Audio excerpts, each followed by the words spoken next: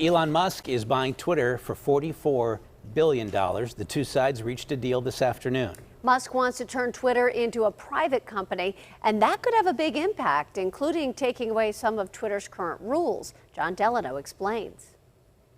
Twitter has 206 million daily active users around the world, and perhaps double that who hop on at least once a month. Elon Musk is banking he can grow Twitter by changing some of its rules. On the plus side for the average user of Twitter, it might mean that they actually find new uses for it. I mean, that's one of the things that's motivating Musk to do this, is that he believes Twitter is kind of dying and falling out of fad. And so if he finds ways to make it essential again, that would be great. Musk is a First Amendment absolutist, meaning he won't ban people from Twitter for saying outrageous, untruthful, defamatory, hateful, or politically incorrect things. Noting on Monday, quote, "Free speech is the bedrock of a functioning democracy, and Twitter is the digital town square where matters vital to the future of humanity are debated." The question or the concern that I think most people are going to have is that on one hand, Musk talks a lot about freedom of speech, say what you want, free country, all of that, almost like a libertarian kind of approach.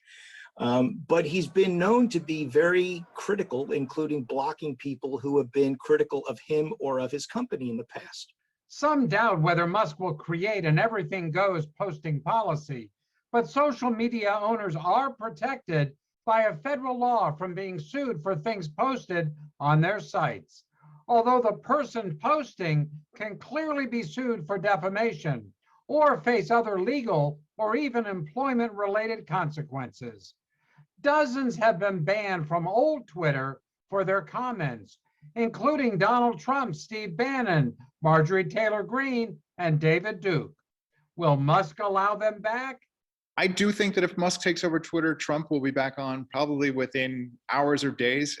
I do suspect that's one of the reasons that Musk has an interest in it. His politics are sort of amorphous. We don't really know where he comes down politically, but we do know that he believes in free speech and letting people have a say.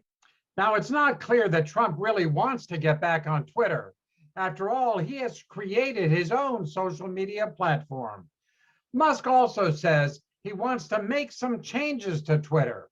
New at 6, we'll take a look at what those might be. John Delano, KDKA News.